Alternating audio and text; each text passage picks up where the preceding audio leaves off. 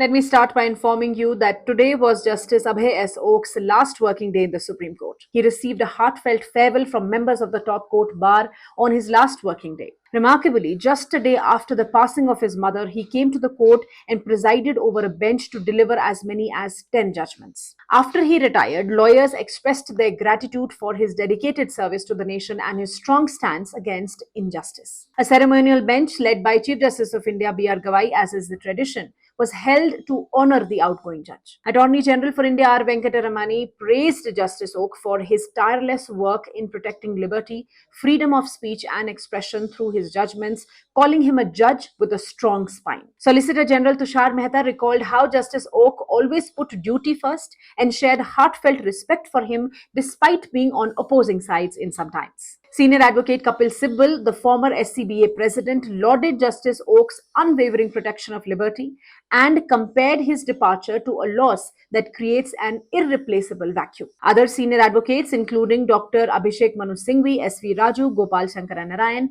Menika Guruswamy, and many more expressed deep admiration, highlighting his transparency, fairness, and commitment to causes like improving Delhi's environment.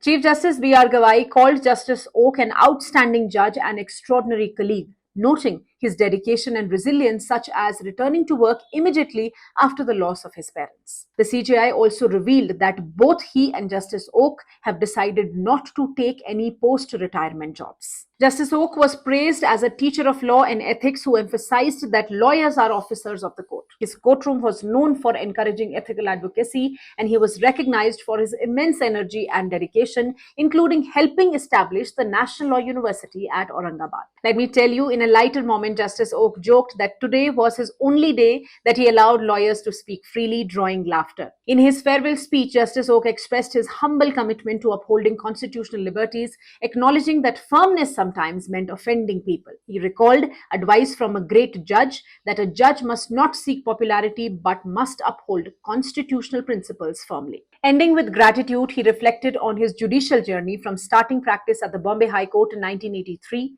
becoming a judge there in 2003, serving as Chief Justice of Karnataka High Court in 2019, and being elevated to the Supreme Court in 2021.